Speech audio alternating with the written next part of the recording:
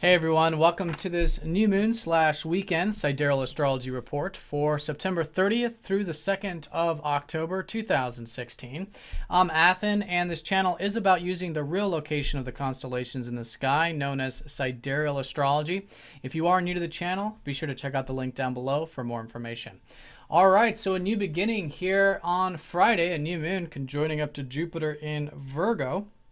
So a sort of fresh new start, if you will, from what was a very transformational month in September, which had to do with the eclipses, which was about finding our spark, our inner spark, and learning more about our self-expression. In other words, doing things because it's an expression of who we truly are, learning about that, and developing that. In fact, Virgo is all about development, coming after Leo.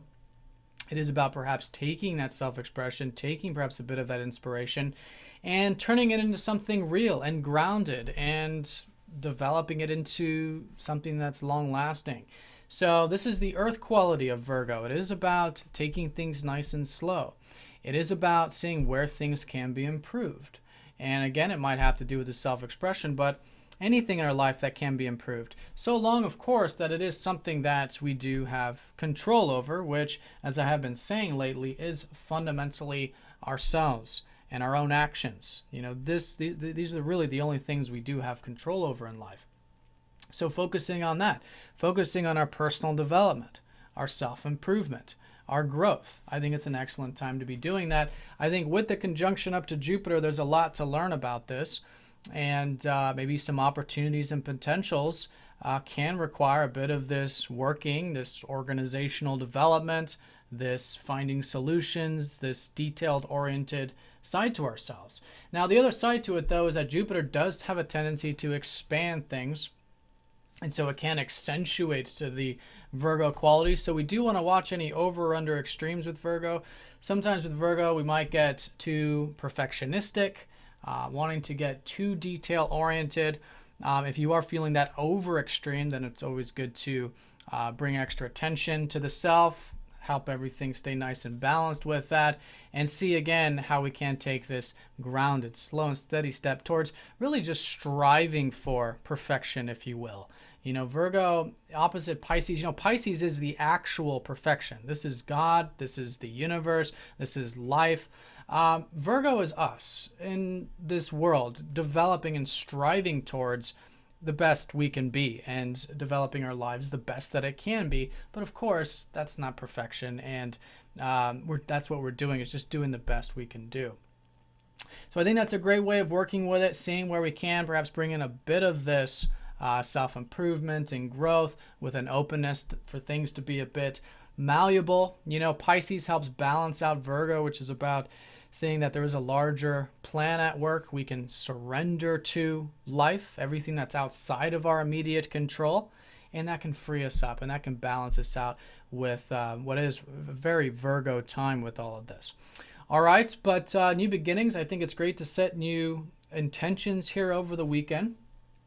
To really listen, see what comes in. Again, Jupiter can be helping us see where there is some potentials and opportunities in our life. For some of us, maybe a bit adventurous, maybe about expanding those horizons. Could be through philosophy, things like that, spirituality, or maybe just simply going out for more walks, or maybe doing some light short distance travel, whatever it might be with that, or long distance travel, of course, too. So yeah, that's the strongest aspect with this new moon is Jupiter. Now this new moon is also going to be squaring up to Mars and Pluto, so there is a challenging side to this, and let's go ahead and talk about this. So both of these planets, Mars and Pluto, in square, these are what are considered malefic planets. They're very difficult to work with, especially when they're in squares like this. So Mars is our drives, is our personal needs, it's our independence. Pluto is very much a lot like the same thing, except it's much deeper. Pluto is about what we want to have control over in our lives. It really brings up the ego, in fact, and it can become very instinctual, very responsive, especially when it is involving Virgo, which is already a very instinctual sort of sign. So the key with this is, of course, again, just like with all imbalances, is to bring conscious awareness to the self. Be aware of the ego during this time. Be aware of if you have any fixations on what you might want to control. or certain outcomes that you might want to be a certain way, or maybe a bit of, if you're feeling a bit bottlenecked or restricted, presence and awareness can help balance that out as well. And so with the awareness, then through this can be a very good time for taking slow and steady actions, again, towards cultivating these possibilities, perhaps. It's towards cultivating our growth, our personal development. But it's very important here with all of this square that the ego isn't running the show. In other words, that we have the awareness of the ego. Through that, the ego becomes neutralized.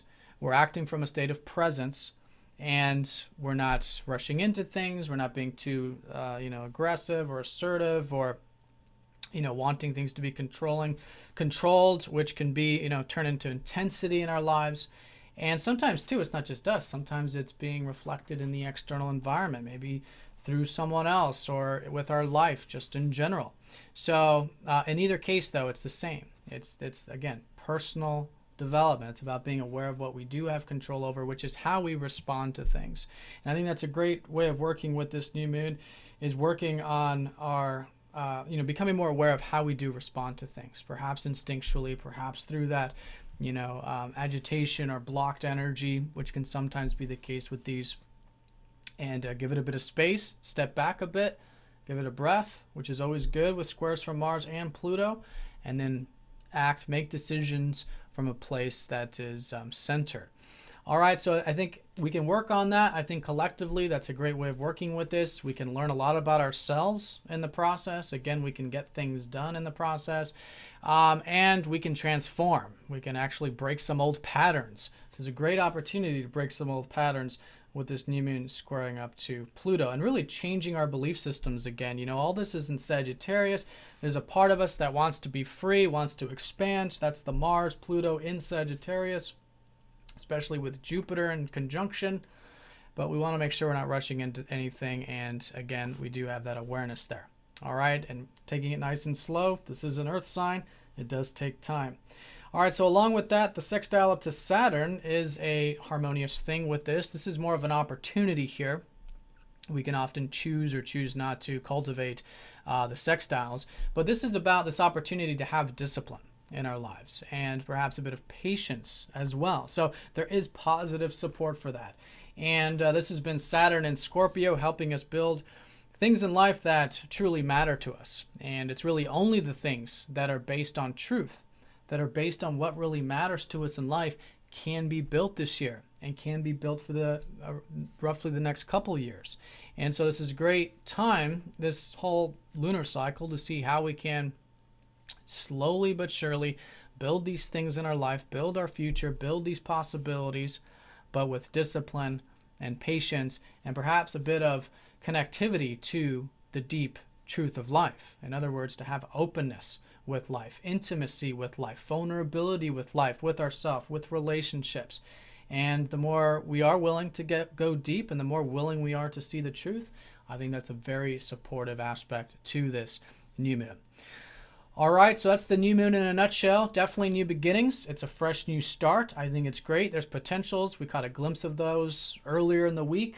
It's going to take time, of course, going into next week for these things to move forward, but listening this weekend, maybe setting some intentions with what insights might come in at the moment, and having extra attention on the ego, on the self here, on the deeper side of things, the intensity, the wanting to have certain things a certain way, which is often what the ego wants to do, control things, own things, possess them.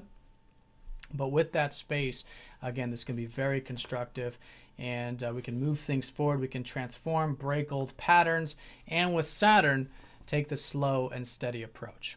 All right, so that's the new moon. Now, of course, this weekend we have other things going on. So the new moon here will be at 20:52 Eastern Time on Friday. These are all the aspects we just talked about. What's nice about this weekend and this new moon is that Venus is going to be trining up to Neptune, particularly on Saturday there. So this can be perhaps a bit of easygoingness in relationships, a bit of flow. Venus has been debilitated in Virgo for the past, what has it been, over a month. And so now there's a bit of easier energy with this, where maybe we can step back from the perfection or wanting things to be a certain way, which is Virgo too in those relationships. And that detachment I think can be good. I think there can be easygoingness. I think there can be a bit of imagination, a bit of beauty, interconnectivity. Really good for the imagination, in fact. And just connecting to life in a bit more of a receptive way. So I think that's a good aspect to have with all of this. Now, we also do have Mercury opposing up to Chiron, which is nothing new, in fact. Mercury has already gone retrograde over this placement. This is, again, with Chiron and Pisces, a reminder that this is an important time to be detached, to surrender, to let go. And that can be very healing. It can even be healing our minds, in fact, which, again, is very much being accentuated. Mercury, the dispositor of Leo, or of Virgo in Leo, is suggesting that there is a lot to learn about the self-expression still. And we might feel perhaps some wounds about the self-expression, but that's okay. As we're open to that, we're open to healing this weekend. There can certainly be this rejuvenation, this freshness about it, and all in all just feeling healed about who we are, where we're headed, that inner spark, and also maybe to our minds and our ability to move things forward, which is Mercury as well. All right, so that's going to be the weekend. Certainly the new moon, new beginnings, and a bit of harmony, a bit of sensuality, this sort of easygoingness over the weekend, maybe with relationships, maybe with enjoying the simple life, which is often the case with Venus, and an openness to heal. And I think surrender, letting go, detaching can certainly help with that healing, and it can be quite rejuvenating. All right, so I hope you guys have an awesome weekend. If you do have any questions, please do let me know. And I'll see you all on Monday. Take care.